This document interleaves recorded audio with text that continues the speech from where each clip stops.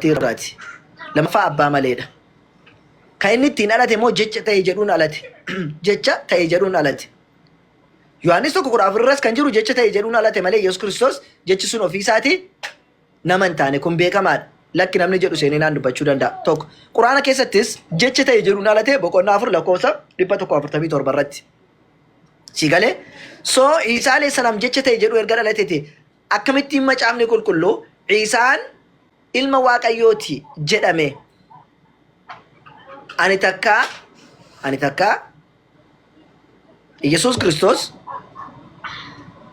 kan Yohaannis irraa dubbatan malee inni ilma namaa ta'uusaa ilma Waaqaa ta'uusaa kan dubbate nagarreen kan Yohaannis faa jedhan malee fakkeenyaaf Maatiyos Wongeel irra kan jiru no Yohaannis Wongeel boqonnaa 4 irra kan jiru lakkoofsa I think 19 irra na fakkaata Yesuus Kiristoos gaafa nama ija jaamaa inni isa fayyisee jennaan warri Yihuudootaaf Faarisotaa ati nama kanaan eenyu isaan jetta jedhanii jennaaniin inni akka nabiyyi ta'e raajii ta'e erga namichi dubbate booddee mana qulqullummaa keessaa isa ari'achuusaa erga dhaga'e booddee Yesuus Kiristoos fiigaa dhufeeti ati ilma namaatti hin amantaa jedhee gaafateen. Ilmi namaa sun eenyu jedhee gaafate namichi. Garuu kadhammaa keessatti maal jedhani ilma Waaqayyootti hin amantaa jedhee Yesuus Kiristoos gaafate jedhu. No, sun dogongoradha. Jijjiirameetudha. Kan 1954 ilaaluun danda'ama. Ammallee kan na bira jiru tokko baasis nagarsiisuu danda'a. Ilma namaatti hin amantaa jedhee gaafateen Yesuus. Tole utuma immoo akka jedhamutti akkuma Yohaannis sun faa dubbatanitti Yesuus Kiristoos ilma Waaqayyooti jedhametu jedhameeti. Maali yoo ilma Waaqayyooti jedhame Waaqayyootu isa dhalche jechuudha qobaatti. Lakka akkas jechuudha miti Waaqayyoon dhalchuun dhalatu Quraana keessatti dubbannee jira. Hin dhalatu. Maarree ilma Waaqayyooti jechuun wanni kun qabeenya Waaqayyooti jechuudha. Yesuus abbaa isaati jechuun qabeenya yookiin Yesuus qabeenyummaa isaa kan Waaqayyooti jechuudha. Fakkeenyaaf abbaan silkii kanaa eenyu yoo siin jedhe ana jechuu dandeessa kan kee taanaan bilbilli kun garuu ati silkii kana hin dhalchine yookaan bitatte yookaan tolfatte ofii keeti yookaan harka keetiin silkii sana tolchite yookaan birrii keetiin bitatte kanaaf maal jedhame abbaa silkii kanaa kan jedhamteef kanaaf akkuma kana Iisaa alayhi salaam abbaa Yesuusiif ta'uunsaa Waaqayyo waan Waaqayyo isa uumeef bakka qabeenyummaan kan eenyuuti kan Waaqayyooti kanaafu abbaan Yesuus eenyu jedhame Waaqayyo jedhame waan isa uumeef akkuma fakkeenya boqonnaa 8:22 irratti hojii hundumaa dura uumame kan jedhu Yesuus Kiristoos uumama Waaqayyo waan ta'eef maalinni Iisaan alayhi salaam Waaqayyo abbaadha jedhame yoo waamame nu muslima biratti kuwannaadha miti. Akkaataa dubbii warri Giriikotaa yookiin warri falaasafa dura dubbatan. Giriikonni warra falaasfootaati kan turan jechuudha. Yohaannisis warra falaasfaarraati kan dhufee Yesuusitti amane. Falaasfaan immoo warri Yesuus warri Giriikotaa beekamoodha. So qabeenyummaa isaatiin yoo Yesuus Kiristoos ilma jedhamee inni abbaa jedhame wanti nu dirqisiisu tokko hin jiru. Fakkeenyaaf isin ilma Waaqayyoo jedhamtanii waamamtan isin yookiin ilmaan Waaqayyoo jedhamtaniiti kan waamamtan. Kana jechuun Waaqayyo addatti isin dhalche jechuudha miti. Ilma Waaqayyoo kan jedhamtan. Sababiin isaas waan Waaqayyootti amantaniif isaaf ajajamtaniif isin ilmaan Waaqayyooti jedhamtan. Maal isin ilmaan abbaan keessan Abrahaam otoo ta'eeti akkasiin gootan ture Yesuus Kiristoos gaafa jedhuma abbaan Abrahaamii isaan dhalchee warra Yihuudootaa dhalchee miti. Jalqaba karaa isaarra jirra jechuu isaaniiti. Isin ilmaan seexaanaati gaafa jedhu Waaqayyo seexaanatu jara dhalche jechuudha. Akkas jechuudha miti. Ilmaan seexaanaati jechuun karaa seexaanaa hordoftu jechuudha. Ilmaan Abrahaam jechuun karaa Abrahaam irra hordoftu jechuudha. Kanaaf Yesuus Kiristoos ilmaan Waaqayyooti gaafa jedhamtan karaa Waaqayyo isin ajaje deemtu jechuudha. Yesuus ilma Waaqayyoo jechuun Waaqayyo waan isa ergeef isaan jedhe hojjeta jechuu barbaadameeti malee Yesuus Kiristoos addatee waan Waaqayyo isa dhalcheef waan irraa dhalchee qaba jechuudha miti isin jechuu barbaade siin boone. Okay. Yesuus Kiristoos yeroo cuuphametti abbaan isaa jechuudha Waaqayyoomti kun ilma koo isan jaalladhuudha isan itti gammaduudhas jedhee dubbateesu. Bakka sanatto. isuma kanadha Yohaannis Wangeel irratti kan inni dubbatu cuuphaa keessaa gaafa wanne dhu waaqa keessaati. Waaqni banamee waaqa keessaati sagaleen kun ilma koo tokkicha isaanii jaalladhuudha jedhee jedhu. Banagaraachin laay namoonni achitti sabasabamanii jiru. Yeroo sana immoo kan cuube Yohaannis cuuphaati. Wangeela kana immoo kan barreesse Yohaannis cuuphaa miti. Yohaannis cuuphaa miti. Yohaannis kan biraati barataa Yesuus kan barreesse. Yohaannis cuuphaa fi Yohaannis inni wangeela barreesse gargari. Yohaannis inni kun eessatti dhageetu Abdalaro maaliif? Eewa. Mukti kaala Oromola.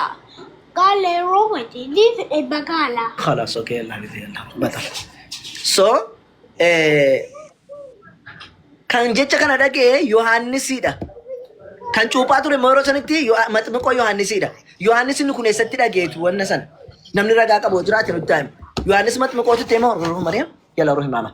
Yohaannis maxmiqootu isa kanatti Yohaannis isa kanatti memoo Yesuustu isa kanatti memoo eessaa fidee kana dubbate tokko kun gaaffiidha. Lammaffaa akkuma siin jedhe iyyuu akkuma jarri jedhanitti deemna yoo jedhe kun ilma koo tokkicha isaanii jaalladhu jechuun kun kan na ajajamu yeroo ammaa keessatti kan ishi jedhee na jala deemu kan isinitti ergadheedha jechuudha malee ilmaan hin dhalche jechuudha miti. Ani ilma waan jedhu akkamitti akka hiikkattan hin beeku. Ilma jechuun waanuma isaaf ajajamuuf waanuma qabeenya isaa ta'eef jechuudha malee lakki hin dhalche hojjettanis lakki immoo ofirraati baaseetu wanne jedhe yookiin waaqayyooma isumarraa qofa bahee hojjettanis akkamitti akka baheef yoom akka bahe yoo nutti himtan nuti fudhachuudhaaf qophiidha. Garuu sanallee nutti himuu hin dandeessan ilmoo waaqaa jechuudha malee. So kan nu deemsisu immoo irraa beera jechuudha yookiin immoo hin dhalche jechuurra lakki qabeenyuma isaa waan ta'eef yookiin waan jecha ajaja waaqayyoo hordofuuf yoo jenne nuun ragaa kan qabnu isinuu ilmaan waaqayyoo jedhamuun keessan waan isa hordoftaniif waan ta'eef jennee ragaa fidanna. Isin garuu ragaa wanti fidattanii ilma isaatiidhaan dhalchee yookaan immoo ilma isaatii isarraa baheedhaa dhufee jedhamu wanti kana ragaa waan argattan natti fakkaatu akkas inshaallaati. Mee maalitti jirta amma sii galee? Manaaf galatoomaa yaa. Amboo waan jiruuf gabbisaa jedhamamni kun meegalchaa mee koomentiin isaaniitiin jedhama. Adubbatu irra nu caalaa beekuu danda'a. Amma gabbisaan galutti immoo waan siin jedha haa galchanii. Amma gabbisaan galutti wanti siin jedhu erga kana gaa waaqayyoo dhugaani tokkichi erga jiraachuusaa barreeti.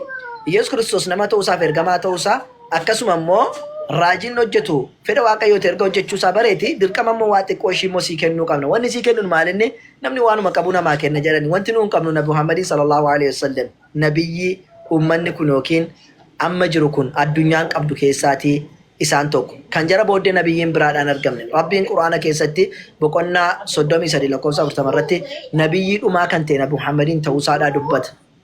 Kanaafuu waan Nabi Muhammad sallallahu alaihi wasallam yoo sitti himne immoo akkuma Isaan alayhi salaam warra Israa'eliif ergame akkuma Museen warra kaaniif ergame akkuma Abrahaamiif Nooh warra kaaniif ergaman Nabi Muhammad sallallahu alaihi wasallam Rabbiin subhanahu wa ta'ala وقلنا دي شلنا كوستو قرتي تبارك الذي نزل الفرقان على عبده ليكون للعالمين نذيرا الدنيا كناف أكنك كتشيسات أو جتة قرآن الرتب في نجري الدنيا كناف أكير جميع ربي دبت أكسم ربي سبحانه وتعالى قرآن كيسد بقولنا دي تقول لكم سريبة تقوفي تربى الرتب مع الجدا وما أرسلناك إلا رحمة للعالمين نمحمد الدنيا كناف رحمة جوني إذنتي أزاني جوني ماله هن إرجيني جد معلش بالبرنامج الأرجو فارتي روح إلى أبي مريم يلا so akkas goone malee ergine jedha. Kanaaf Nabi Muhammad sallallahu alaihi wasallam Rabbi nabiyyi dhumaa godhe addunyaa kanaaf erge.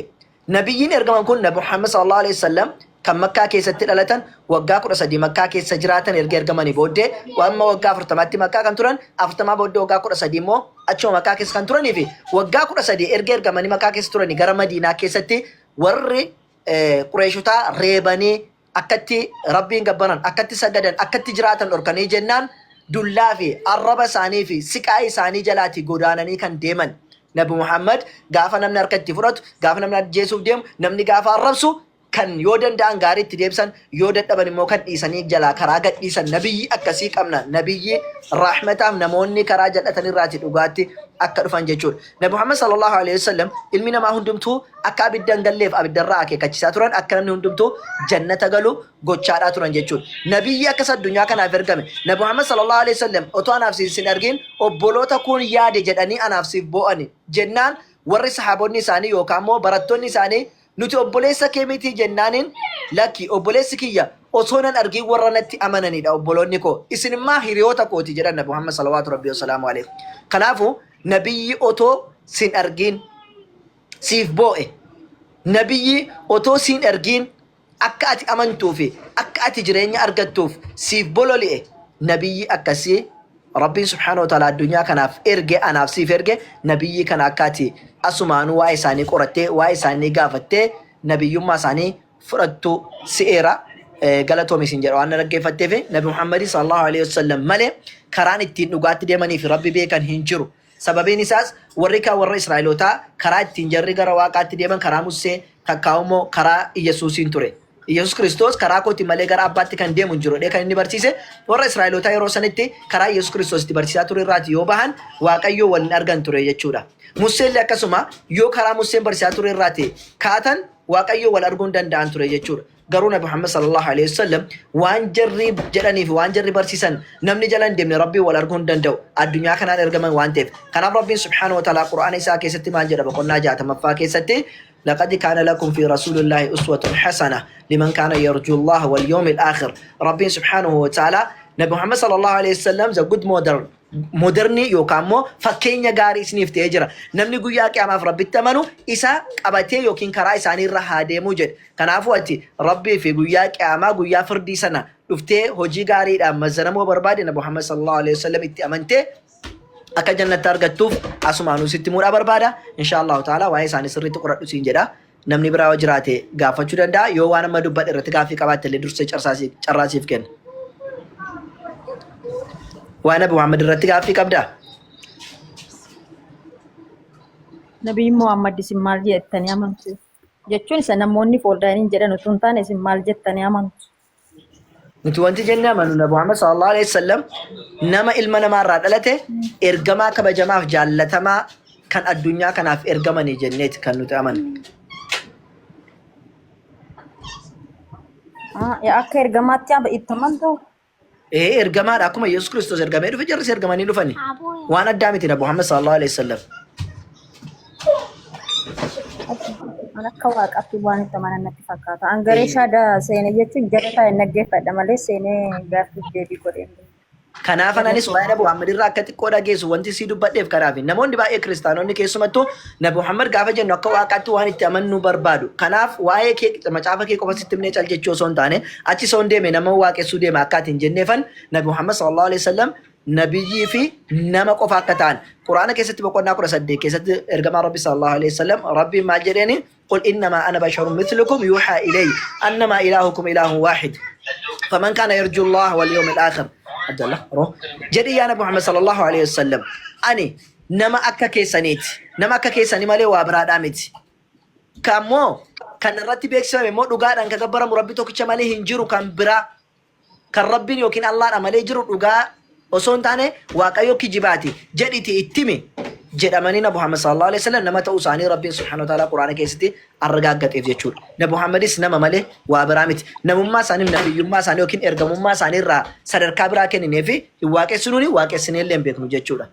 Waaqessuun isaaniif hin malu. Kanaaf ergamaa Rabbi sallallahu alaihi wasallam Nabi Muhammad maal jedhani لا تطرحوني كما تطرح اليهود تطرح النصارى عيسى ابن مريم jedhan akka Yesuus Kiristoos warri kiristaanotaa sadarkaa isaa ol fuudhanii waaqessa taasisan isinillee na kabajuu keessa baatanii sadarkaa ol na fuutanii akka sadarkaa kiyya malee ol nan baafne jedhan salawaatu rabbi wasalaamu alayhi silaa Nabi Muhammad sallallahu alaihi wasallam tu nabiyyii dhugaa rabbi isaanii ergite teeti gaafa namni jara waaqessuuf jedhu na waaqessinaan jedhan gaafa namni bakka hin taane ol fuudhu ol na fuudhinaan jedhan ture otoo nama sadarkaa fi akkasumallee mootummaa ka barbaadan taate jechuudha. Jarri mootummaaf sadarkaa barbaacha osoo hin taane kan ergaman yookiin kan dhufani ilma namaa abidda jalaa baraaruudhaaf jechuudha. Kanaaf warri Qurayshotaa yoo qabeenya barbaadde qabeenya sii kennina yoo dubartii barbaadde nu keessaatti dubartii beekamtuu sii kennina yoommoo akkasuma aangoo barbaadde aangoo nu keessa nam tokko hin qabaanne bulchaa biyyaa sii goona. Kanaafuu rabbi tokkicha amanaa jettu kanatti nu waamiini dubbii akkas jedhu kana nurraa dhaabi jennee argamaa rabbi salawaatu rabbi wasalaamu alayhi maal jedhani otoo aduu fiddanii harka mirgaa kiyya keessanii otoo ji'a ammoo harka bitaa kiyya irra keessaniiti ani rabbi tokkitti amanaa jechuu hin dhiisu jedhan. Kana jechuun maalinni aangoodhaaf nama bololi'uu miti Nabi Muhammad sallallahu alaihi wasallam. Qabeenyaaf nama bololi'uu hin turre dhugaa ilmi namaa abidda jala akka ba'u qofa nama barbaaduu fi akka lubbuun keenya baraaramtu ka barbaadaa turani jechuudha. Salawaatu rabbi wasalaamu alayhi nagaa fi rahmanni isaanirraa haa jiraatu ergamaa rahmataa kan lubbuu isaaniirra darbanii lubbuu ganaa dhaloota booddeedhaaf dhufu kan cinqaman jechuudha. Rabbiin Quraana keessatti boqonnaa 9 keessatti maal jedha? لقد جاءكم رسول من أنفسكم عزيز عليه ما عنتم إرجمان إسن الراتي لبوك إسن الراكنتي أمو ونسن شبوه جدا كان إسرتي الفاتاتي شبوه توجدت إسرتي الفاتا بدينا تقول تسرتي الفاتاتا لأنه وانت توجد تكون سيف تنكم جتشودا وانت إسان سيف تنكم يوتي بدينا لك بدي سان أني قافتم تراني نبي سيف تنكم نبي أكس رحمة سيف جو جراسي لافو كان أكسيس نترجع نسين كيساف لنيت ربي سبحانه وتعالى كنافو نبي أكسي جل ديمون الرمى ملء وابراد أمتي جران كنا كسين دبر سين جوار بعد بلتي كنا سيمبونه غلطوا ميوانا رجع فتيف